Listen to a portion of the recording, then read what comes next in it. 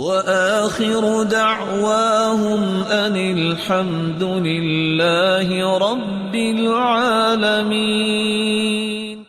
ان الفاظ کے ساتھ اگر دعا کی جائے تو یہ اسم اعظم بن جاتا ہے،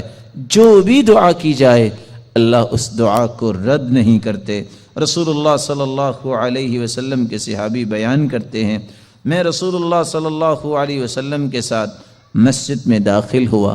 ایک شخص نماز پڑھ رہا تھا اور دعا کر رہا تھا، اللہم انی اسألک بأنی اشہد ان لا الہ الا انت الاحد الصمد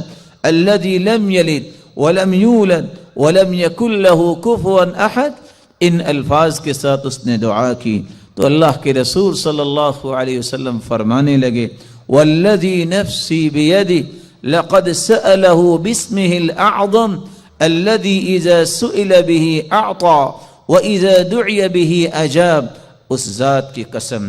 جس کے ہاتھ میں میری جان ہے، اس شخص نے اسم اعظم کے ساتھ دعا کی، اور جو ان کلمات کے ساتھ دعا کرتا ہے، جو بھی سوال کرتا ہے اللہ رب العزت اسے عطا کر دیتے ہیں، جو بھی دعا کرتا ہے اللہ رب العزت اس کی دعا کو قبول فرماتے ہیں۔